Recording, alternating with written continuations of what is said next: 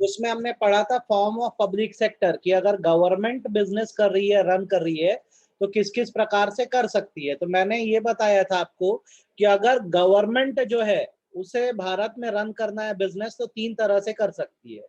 एक departmental undertaking है, एक पब्लिक कॉरपोरेशन है, और तीसरा जो है उसे हम बोलते हैं गवर्नमेंट कंपनी। 3 तरीके हैं जिसके थ्रू गवर्नमेंट जो होती है भारत में बिजनेस कर सकती है। मैंने आपको डिपार्टमेंटल अंडरटेकिंग का मतलब बताया था, इसे मिनिस्ट्री भी बोलते हैं। ये गवर्नमेंट का ही पार्ट या डिपार्टमेंट है, ठीक है, जिसके ऊपर मिनिस्टर्स होते हैं, और वो डिपार्टमेंट लोगों को सर्व करने के लिए बनाया गया। फॉर एग्जाम्पल, हमारे देश को चला रहे हैं हमारे प्राइम मिनिस्टर श्री नरेंद्र मोदी जी, ठीक है। अब उनके अंडर में क्या अलग अलग मिनिस्टर्स आते हैं, और हर मिनिस्टर को एक एक डिपार्टमेंट दे दिया गया संभालने के लिए। जैसे रेलवे मिनिस्टर रेलवेज को संभालते हैं, ट्रांसपोर्ट मिनिस्टर ट्रांसपोर्टेशन को संभालते हैं, टेक्सटाइल मिनिस्टर टेक्सटाइल को संभालते हैं, एचआरडी मिनिस्टर जो होते हैं वो एजुकेशन को संभालते हैं। तो ये सारे जो डिपार्टमेंट है, रेलवे, ट्रांसपोर्ट, टेक्सटाइल, एजुकेशन, ये सब गवर्नमेंट के ही पार्ट है। इन्हें डिपार्टमेंटल अंडरटेकिंग बोला जाता है, मैंने आपको बताया था। ये जो पैसा रिसीव करते हैं, जैसे रेलवे में जो पैसा सारा आता है, वो पूरा सरकारी खजाने में या गवर्नमेंट ट्रेजरी में जमा हो जाता है, और इनको अपना खर्चा चलाने के लिए साल में एक बार हमारी जो गवर्नमेंट है वो अमाउंट प्रोवाइड करती है बजट के थ्रू। आपको याद आया? हाँ या ना हैंड रेस करो, इतना मैंने पढ़ाया था आपको लास्ट क्लास में। गवर्नमेंट का हिस्सा है, गवर्नमेंट का पार्ट है जो लोगों को सर्व कर रहा है। फिर मैंने बताया था पब्लिक कॉरपोरेशन के बारे में। पब्लिक कॉरपोरेशन उन कॉरपोरेशंस को बोलते हैं जिनको पार्लियामेंट के थ्रू बनाया गया है। इनको बनाने का मकसद या पर्पस ये है कि गवर्नमेंट के जो डिपार्टमेंट्स हैं, जिन्हें डिपार्टमेंटल अंडरटेकिंग बोला जाता है, उनकी मदद करना, ठीक है। तो जैसे रेलवे गवर्नमेंट की डिपार्टमेंटल अंडरटेकिंग है। अब इसके काम को और बेहतर बनाने के लिए हमारे देश के पार्लियामेंट से एक बॉडी बनाई गई, IRCTC, Indian railway catering and tourism corporation, जो रेलवे की हेल्प करती है। वैसी फाइनेंस एक बहुत बड़ा हिस्सा है देश का, तो फाइनेंस में हेल्प करने के लिए पार्लियामेंट से कॉर्पोरेशन बनाई गई, रिजर्व बैंक ऑफ इंडिया। वैसे ही क्या है, सरकार की मदद करने के लिए पार्लियामेंट के थ्रू बहुत अलग अलग तरह की कॉर्पोरेशन बनाई जाती हैं, और वो सब पब्लिक कॉर्पोरेशन कहलाती है। इसके main example IRCTC, life insurance corporation, reserve bank of India, food corporation of India, ये सब इसके एग्जांपल। इतना मैंने आपको लास्ट क्लास तक में बताया है। अब मैं आता हूं तीसरे हिस्से पे, ध्यान से सुनना, अच्छे समझना। अब भाई साहब हमें आज पढ़ना है गवर्नमेंट कंपनी के बारे में।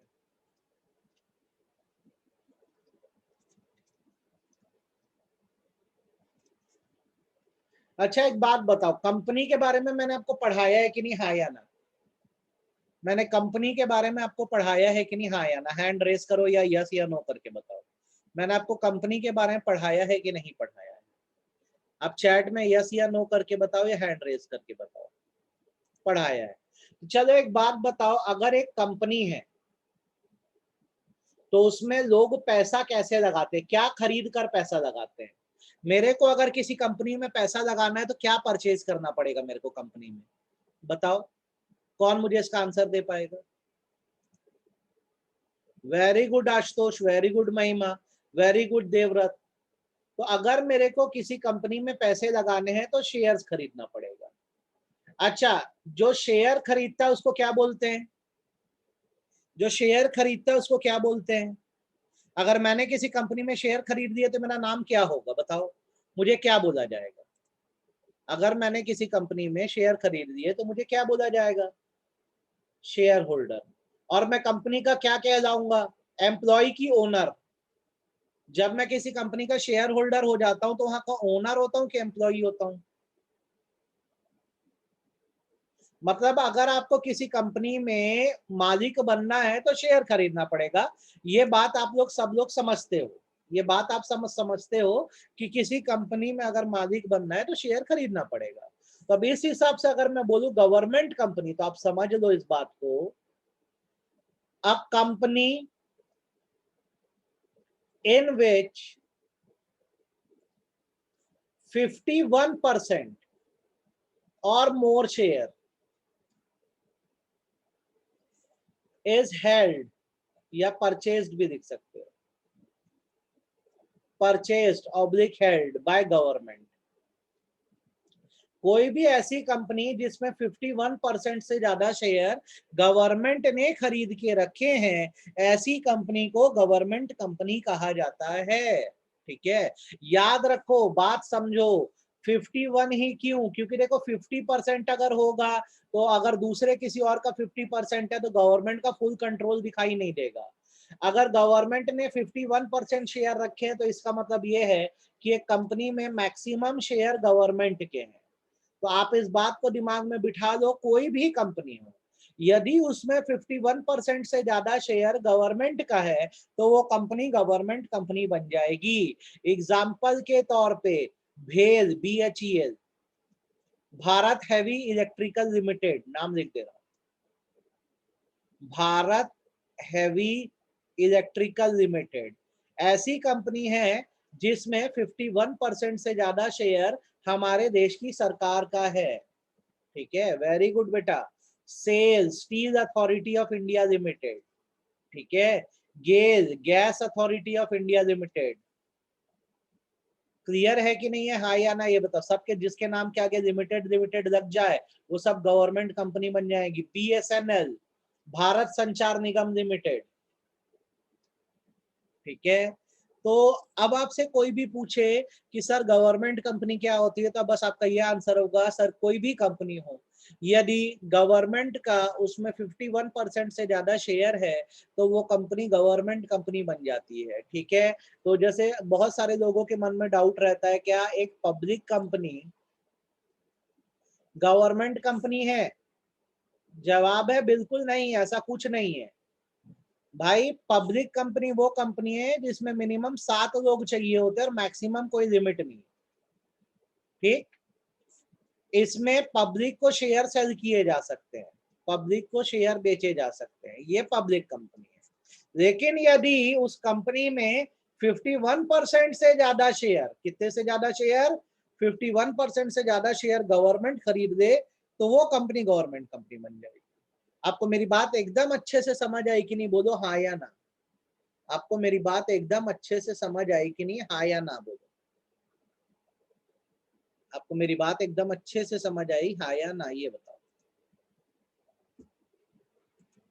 आ गई। तो यहाँ पर यार आपको जो सीखना है वो यही है कि गवर्नमेंट या पब्लिक सेक्टर के काम करने का ये 3 तरीका है।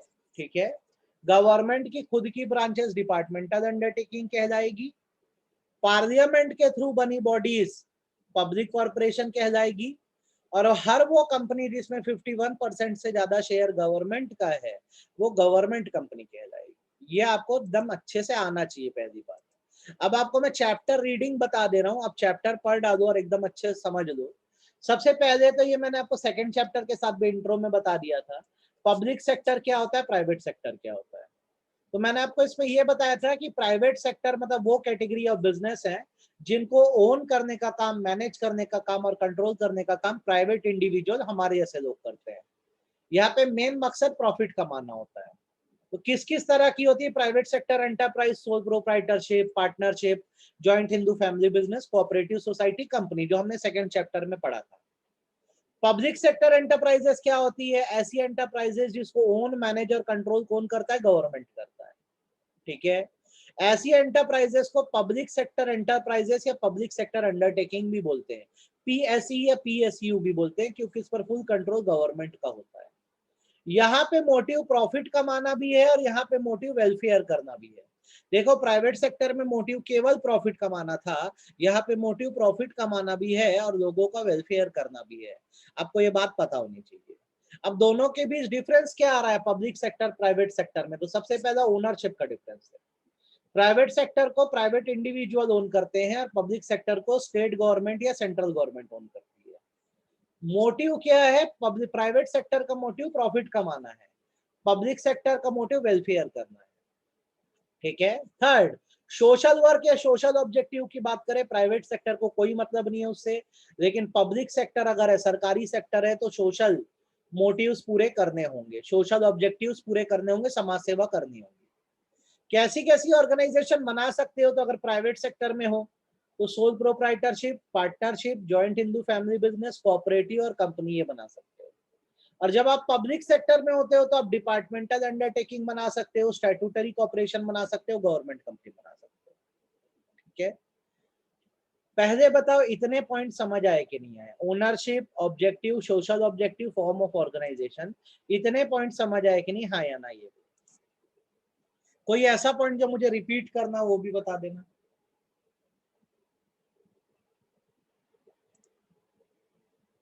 क्लियर है। देन उसके बाद पॉलिटिकल इंटरफेरेंस की बात करते हैं।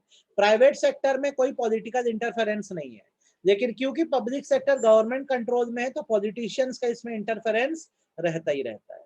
ठीक है, ये बात ध्यान रखना। देन अकाउंटेबिलिटी की बात करते हैं, मतलब आंसर किसको देंगे? तो प्राइवेट सेक्टर में भाई जो ओनर है उसके लिए अकाउंटेबिलिटी होती है, उसको जवाब देना होता है बिजनेस अच्छा चल रहा है कि नहीं। लेकिन अगर आप बात करोगे पब्लिक सेक्टर की, तो जनता के पैसे से चल रहा है पब्लिक सेक्टर, तो जवाब पब्लिक को देना होता है, जनता को, कि उनके पैसे का कैसे इस्तेमाल हो रहा है। ये दोनों के बीच डिफरेंस बिटवीन है, आपको ध्यान रखना और ये पढ़ना है। ठीक है, जो जो टिक्कियां देख लो यही पढ़ना। ओनरशिप, ऑब्जेक्टिव, ठीक है, social objective, form of organization, accountability, political interference, ये पढ़ना। अब फोकस करते चैप्टर पे अपने। Form of public sector enterprises तो तीन प्रकार के हैं, जैसा कि मैंने बोला है।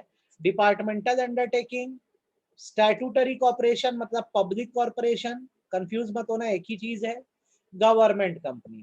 ठीक है, एग्जांपल्स यहीं पे पढ़ देते हैं ताकि बाद में डाउट ना हो।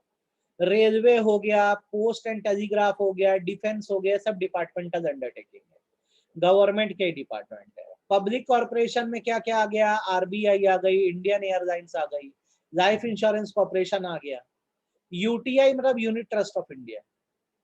गवर्नमेंट कंपनीज में एचएमटी लिमिटेड, भेल, अब इसमें और भी जोड़ सकते हो, बीएसएनएल, ये सब गवर्नमेंट कंपनीज है। हैंड रेस करो, इतनी बात समझ आई कि नहीं है? हैंड रेस करो, इतनी बात समझ आई कि नहीं है? आ गई। अब जैसा कि मैंने आपको सबसे पहला बताया डिपार्टमेंटल अंडरटेकिंग, मैंने आपको ये समझा दिया है, गवर्नमेंट का ही पार्ट है। ये सबसे पुराने तरीके की पब्लिक एंटरप्राइज है या पब्लिक सेक्टर एंटरप्राइज है। एंटरप्राइज मतलब बिजनेस है, सबसे पुराने प्रकार का सरकार का। यहाँ पे गवर्नमेंट अपने डिपार्टमेंट्स के थ्रू काम करती है, और ये डिपार्टमेंट गवर्नमेंट का ही पार्ट है, अलग से नहीं बनाए गए हैं। जब भी देश में गवर्नमेंट बनेगी तो उसके डिपार्टमेंट लोगों को सर्व करते हैं, और वो डिपार्टमेंट जो है वो डिपार्टमेंटल अंडरटेकिंग कहलाते हैं। ठीक है, तो डिपार्टमेंटल अंडरटेकिंग कहाँ सूटेबल है? तो इसकी सूटेबिलिटी कहाँ कहाँ आती है? सबसे पहला, जब एक्टिविटीज ऐसी हो जो देश के लिए बहुत जरूरी हो, जैसे कि एटॉमिक एनर्जी हो गया, डिफेंस हो गया, टेलीकम्युनिकेशन हो गया, ये सब प्राइवेट सेक्टर के हाथ में नहीं सौंप सकते ना, देश का एटम बम थोड़ी ना सौंप देंगे। तो यहाँ पर सरकार ही ये सारी चीजों को कंट्रोल करती है। वैसे ही जहां पर इकोनॉमिक कंट्रोल चाहिए होता है, इकोनॉमिक कंट्रोल का मतलब ये है कि जहां पर हम ये चाहते हैं कि सबका वेलफेयर हो, कॉमन वेलफेयर हो, तो डिपार्टमेंटल अंडरटेकिंग ही वो कर सकती है। जैसे पब्लिक डिस्ट्रीब्यूशन सिस्टम होंगे, जैसे अभी वैक्सीन जो लग रही है, प्राइवेट सेक्टर वाले लगाएंगे तो कितना पैसा देंगे सोचो, तो सरकार ने उस पर अपना कंट्रोल बनाया हुआ है। ठीक है, नेक्स्ट थिंग, जनता को फैसिलिटीज देने का काम डिपार्टमेंटल अंडरटेकिंग ही कर सकती है बेहतर तरीके से। जैसे इसका एग्जांपल पोस्ट हो गया, टेलीफोन हो गया, ब्रॉडकास्टिंग हो गया। मैं फिर रिपीट कर दे रहा हूँ सारी बात। डिपार्टमेंटल अंडरटेकिंग को इतना सूटेबल क्यों माना जाता है? क्योंकि कुछ ऐसी बिजनेस एक्टिविटी जो देश के लिए बहुत जरूरी है, वो सिर्फ कौन कर सकता है? Departmental undertaking. दूसरा, वेलफेयर केवल डिपार्टमेंटल अंडरटेकिंग ही पूरे देश का कर सकती है। और कुछ पब्लिक यूटिलिटी की चीजें होती है जो आम जनता में सब यूज करते हैं, तो उस पर गवर्नमेंट अपना ही कंट्रोल रखना चाहती है। ठीक, इसके फीचर अगर देखा जाए क्या है डिपार्टमेंटल अंडरटेकिंग के, तो समझना बहुत ध्यान से और अच्छे से सीखना।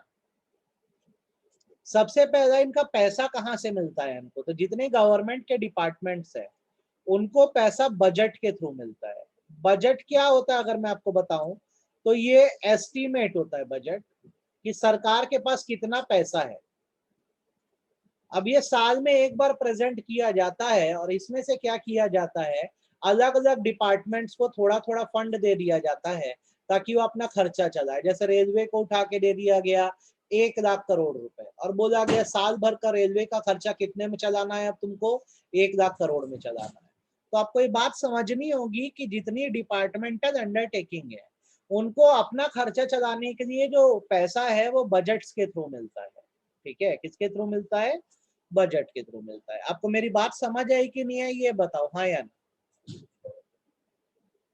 आपको मेरी बात समझ आई कि नहीं आई? आपको नहीं समझ आई होगी तो आप ऐसे सीख लो। जैसे रेलवे एक डिपार्टमेंटल अंडरटेकिंग है, रेलवे एक डिपार्टमेंटल अंडरटेकिंग है। रेलवे साल में जितना अर्न करती है, जितना कमाती है, वो पैसा रेलवे का खुद का नहीं है। जैसे रेलवे ने टिकट बेच के या सारी फैसिलिटीज के थ्रू मान लो 2 लाख करोड़ कमाया,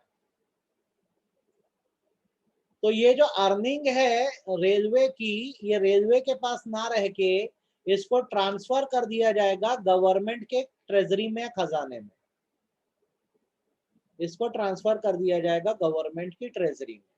ठीक है, रेलवे के पास उसका कमाया खुद का 1 रुपए भी नहीं रहता है। और ये जो पैसा ट्रेजरी में जमा है, ठीक है, वैसे ही हर जगह से पैसा जो आता है उससे बनाया जाता है एक बजट, और इससे रेलवे को जितना रिक्वायर्ड होगा उतना पैसा निकाल के दे देंगे। मतलब मैं जो कमाई कर रहा हूं वो कमाई मेरे पास नहीं, पापा के पास जाती है, मेरे याद रखो। और फिर पापा मेरे को मेरा घर खर्च चलाने के लिए पैसा देते हैं। फंडा ये, कमा मैं रहा हूं, ठीक है, लेकिन सारा पैसा मैं अपने पास नहीं रखता, मेरे पापा के पास जाता है सारा पैसा। फिर पापा मुझे जितना रुपए उसमें से देंगे उतने में से ही मुझे अपना खर्चा निकालना है। तो रेलवे का पापा मोदी सरकार है, तो रेलवे जितना अर्न करती है वो मोदी सरकार या गवर्नमेंट के खजाने में चले जाता है। फिर वहां से थोड़ा बहुत हिस्सा हमको दिया जाता है बजट में से निकाल के, जिससे हमें अपना पूरा खर्चा चलाना होता है। सब लोग हाँ या ना करके बताओ, समझ आया कि नहीं आया? हाँ या ना? आया। दूसरी बात आपको जो ध्यान रखनी है वो ये है कि अकाउंटिंग सिस्टम क्या होता है। अकाउंटिंग सिस्टम क्या होता है? तो नॉर्मली ये माना जाता है, जैसे दूसरे बिजनेसेस में अकाउंटिंग होती है, मतलब हिसाब किताब होता है, जर्नल, लेजर, ट्रायल बैलेंस बनाया जाता है। सेम डिपार्टमेंटल अंडरटेकिंग का भी होता है। सिमिलरली जैसे दूसरे ऑर्गेनाइजेशन का ऑडिट होता है, ऑडिट का मतलब होता है चेकिंग ऑफ अकाउंट्स। अकाउंट्स को चेक करना जो होता है ऑडिट कहलाता है। तो याद रखना, जितनी सरकारी ऑर्गेनाइजेशन या डिपार्टमेंटल अंडरटेकिंग है उनकी अकाउंटिंग भी होती है और उनके अकाउंट्स को चेक भी किया जाता है, मतलब ऑडिटिंग भी होती है। अब बताओ ये सेकंड पॉइंट समझ आया कि नहीं आया? सेकंड पॉइंट समझ आया कि नहीं? हाँ या ना ये बोलो। पॉइंट नंबर 2 समझ आया कि नहीं? जैसे रेलवे है, तो रेलवे जितना काम कर रही है उसका जनरल, लेजर, ट्रायल बैलेंस सब बनेगा, बराबर अकाउंटिंग होगी और साथ साथ ऑडिटिंग भी होगी, मतलब चेक भी किया जाएगा कि हिसाब किताब सही है कि नहीं। और यहाँ पर जो मैं बात बोल रहा हूँ एग्जाम में पूछूंगा वो याद रखना, यहाँ पे इनको अकाउंट्स को चेक करने का काम, मतलब यहाँ इनका ऑडिट करने का काम C&AG करती है। C&AG, ये लिख लो सब लोग अपनी कॉपी में, ये एग्जाम में पूछूंगा मैं, भूलना मत। जितनी सरकारी ऑर्गेनाइजेशन है वहां के हिसाब किताब को चेक करने का काम C&AG करती है। C&AG का फुल फॉर्म है controller and auditor general of India.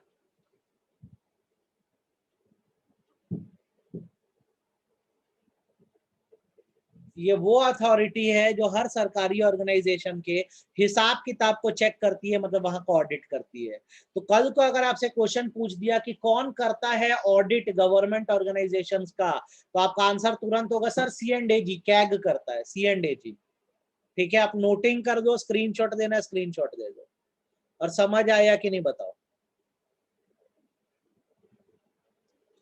समझ आया कि नहीं ये बताओ? ठीक है, नेक्स्ट इसको मैनेज करने की बात करें तो याद रखो, डिपार्टमेंटल अंडरटेकिंग को मैनेज करने का काम गवर्नमेंट खुद करती है, उसके मिनिस्टर होते हैं, उसके मिनिस्टर होते हैं जो मैनेज करते हैं, ये ध्यान रखिए। गवर्नमेंट के मिनिस्टर्स होते हैं जो डिपार्टमेंटल अंडरटेकिंग को मैनेज करते हैं। जैसे रेलवे को मैनेज करने के लिए भाई रेलवे मिनिस्टर को रख दिया गया है, जो रेलवे मिनिस्टर होते हैं वो मैनेज करते हैं रेलवे को। उसके बाद यहाँ पे एम्प्लॉइज कैसे आते हैं, तो यहाँ पर बेसिकली ये माना जाता है एम्प्लॉइज को सिलेक्ट करने के लिए एग्जाम्स होते हैं। जो एग्जाम पास करेगा वो यहाँ पे नौकरी कर सकता है, ये बात ध्यान रखना, ठीक है। अकाउंटेबिलिटी किसकी है? तो बेसिकली अकाउंटेबिलिटी मतलब समझो, इसका मतलब होता है आंसरेबल होना, जवाबदार होना। तो भाई जनता के पैसों से गवर्नमेंट के डिपार्टमेंट चल रहे हैं, तो ये माना जाता है बेसिकली कि जो डिपार्टमेंटल अंडरटेकिंग के एम्प्लॉयज हैं वो मिनिस्टर का जवाब देते हैं किसी प्रकार की भी गलती होने पर, और मिनिस्टर फिर अपना जवाब जो है पार्लियामेंट में रखता है, बताता है कि हमारी अगर अंडरटेकिंग अच्छा परफॉर्म नहीं कर रही है तो क्यों नहीं कर रही है। आप फिर सुनो भाई, रेलवे से लेकर कोई भी अंडरटेकिंग देश में है वो सब हमारे पैसों से चल रही है, जनता के पैसों से। जनता के रिप्रेजेंटेटिव पार्लियामेंट में बैठे हैं, तो अगर किसी डिपार्टमेंटल अंडरटेकिंग या गवर्नमेंट के डिपार्टमेंट से गलती होती है तो जवाब पार्लियामेंट में रखना पड़ता है कि गलती हुई तो क्यों हुई। चलिए रिपीट करते हैं, डिपार्टमेंटल अंडरटेकिंग के फीचर क्या हैं। सबसे पहला, इनको खर्च करने के लिए पैसा बजट के थ्रू मिलता है। दूसरा, इनका अकाउंटिंग भी होती है और ऑडिटिंग का काम C&AG करती है। इनको मैनेज मिनिस्टर्स करते हैं, यहाँ अपॉइंटमेंट गवर्नमेंट करवाती है एग्जाम्स के थ्रू, और अगर कोई गलती हो जाए तो उसका जवाब पार्लियामेंट में देना होता है, ठीक है। मुझे लगता है आपको ये समझ आ गया होगा फीचर्स। आया कि नहीं बोलो हाँ या ना, आया कि नहीं बोलो हाँ या ना, समझ में कि गया सिर के ऊपर से। सब लोग हैंड रेस करके बताओ समझ आया कि नहीं, और यस या नो करके।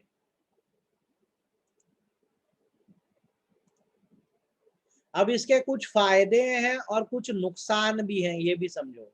हर चीज में कुछ अच्छाई और बुराई होती है ना, तो डिपार्टमेंटल अंडरटेकिंग के कुछ फायदे और नुकसान भी है। कौन सा देवव्रत? पांचवा वाला। अच्छा समझ बात को, जैसे अगर ट्रेनें चल रही है देश में तो किस डिपार्टमेंटल अंडरटेकिंग में आती है? रेलवे में आती है। अब इनका बॉस कौन है? रेलवे मिनिस्टर बॉस है। अब सपोज करो देश में रेल एक्सीडेंट बहुत बढ़ गए, देश में रेल एक्सीडेंट बहुत बढ़ गए, मतलब ढंग की रेल नहीं बन रही है, जनता के पैसे का सही इस्तेमाल नहीं हो रहा है, अच्छी रेलवे नहीं बन रही है, तभी तो बार बार एक्सीडेंट हो रहे, पटरी सही तरीके से नहीं बिठाई जा रही है। तो ये जिम्मेदारी रेलवे मिनिस्टर की है कि ये गलतियां क्यों हो रही है, वो इसका आंसर जो है पार्लियामेंट में रखे कि सर रेलवे में ये परेशानी है जिसके कारण इतने एक्सीडेंट हो रहे हैं।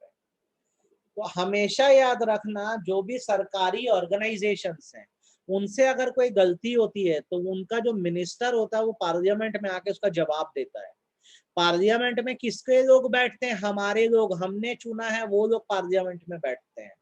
तो उनके सामने ये आंसर रखा जाता है कि सर अगर गलती हुई तो ये कारण है कि गलती हुई है, और आगे से फिर से ऐसी गलती नहीं होगी। क्या होता है, बहुत आसानी से बात समझना, जब आप खुद का बिजनेस करते हो कुछ गलती हो जाए किसी का जवाब नहीं देना है, लेकिन अगर सरकारी बिजनेस है तो जनता के पैसे से ही अल्टीमेटली चल रहा है, तो कुछ भी घपला या गड़बड़ होने पर जवाब जनता को देना पड़ेगा कि क्यों गड़बड़ हुई है। तो अब जनता को डायरेक्ट जाके तो नहीं देंगे, तो जनता के रिप्रेजेंटेटिव या पब्लिक के रिप्रेजेंटेटिव पार्लियामेंट में बैठते हैं, वहां जवाब दिया जाता है कि सर गलती इस प्रकार की हुई है और ये कारण था कि गलती हुई। अब समझ आया कि नहीं पॉइंट, ये बताओ। अब अपने फायदे और नुकसान है, डिपार्टमेंटल अंडरटेकिंग के कुछ फायदे और कुछ नुकसान है। फायदे पहले पढ़ देते फिर नुकसान पे आएंगे। फायदा नंबर 1 ये है, इस पर फुल गवर्नमेंट का कंट्रोल है, ये बहुत अच्छी बात है, तो यहाँ पे वेलफेयर ज्यादा होगा लोगों का। यहाँ पे पब्लिक अकाउंटेबिलिटी है, मतलब अगर थोड़ी सी भी गलती हुई जनता का जवाब देना पड़ता है। यहाँ पे जितना पैसा आता है वो डिपार्टमेंट अपने पास नहीं रख सकता, सारा पैसा सरकारी ट्रेजरी या खजाने में जमा हो जाता है, ठीक है। जैसे मैंने आपको एग्जांपल दिया है, पोस्ट ऑफिस की जितनी कमाई है वो पोस्ट ऑफिस के पास नहीं रहेगी, वो सारी कहाँ जमा हो जाएगी? गवर्नमेंट की ट्रेजरी या खजाने में, और पोस्ट ऑफिस को काम चलाने के लिए बजट से पैसा निकाल के दिया जाएगा। तो हर डिपार्टमेंटल अंडरटेकिंग के साथ ये बात है, आप ध्यान रखिए, ये जितना भी कमाते हैं वो इनके पापा मतलब सरकार के सरकारी खजाने में जमा हो जाता है। देन डिपार्टमेंटल अंडरटेकिंग जो होता है नेशनल सिक्योरिटी के लिए बहुत जरूरी है।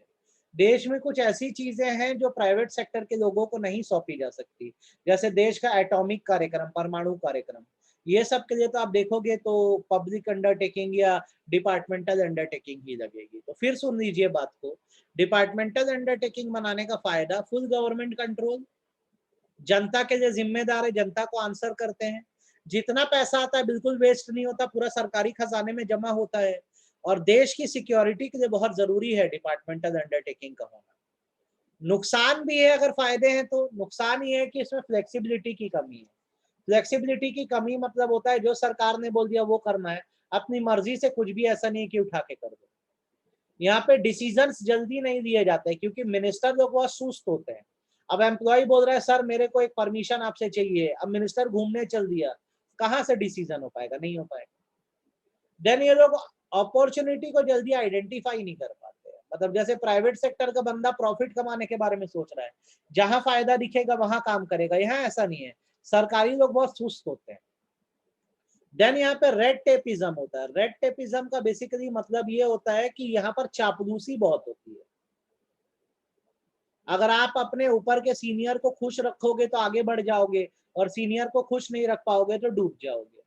तो नुकसान देख लो, फ्लेक्सिबल नहीं है, एकदम आजादी से काम नहीं कर सकते आप सरकारी ऑर्गेनाइजेशन में, डिसीजन जल्दी नहीं होते, ये लोग जल्दी अपॉर्चुनिटी को आइडेंटिफाई नहीं करते हैं। रेड टेपिज्म बहुत है, चापलूसी बहुत है, जो एकदम आगे पीछे घूमेगा बॉस के या मिनिस्टर के, वो आगे बढ़ जाएगा। यहाँ पे पॉलिटिकल इंटरफेरेंस बहुत है, हर बात में पॉलिटिशियंस का इंटरफेरेंस होता है। ये सब इसके नुकसान है। अब आप बताओ आपको फायदे और नुकसान समझ आए कि नहीं है, हाँ या ना? इसमें से रेड टेपिज्म वाले को थोड़ा अच्छे से पढ़ लेना, ठीक है? हाँ या ना बताओ, आपको फायदे और नुकसान समझ आए कि नहीं, यस और नो? आप चैट में बताओ, हैंड रेस करके बताओ, जैसे बताना है बताओ। उतना नहीं होता बेटा जितना सरकारी ऑर्गेनाइजेशन में होता है रेड टेपिज्म, जितना सरकारी ऑर्गेनाइजेशन में होता है उतना कहीं नहीं होता रेड टेपिज्म, याद रखें। तो यहाँ पे जाके आपका डिपार्टमेंटल अंडरटेकिंग हो गया खत्म। कल सुबह हम लोग स्टैट्यूटरी कोऑपरेशन को इसी प्रकार से पढ़ेंगे और गवर्नमेंट कंपनी को पढ़ेंगे। परसों हमारा ये चैप्टर खत्म हो जाएगा और हम लोग चैप्टर 4 चालू कर चुके हैं। परसों ये चैप्टर हमारा खत्म हो जाएगा और परसों नरसों हम लोग चैप्टर 4 चालू कर देंगे। ध्यान रखो, आज जितना पढ़ना है काफी है, ठीक है? That's it for today. ये पढ़िए आप।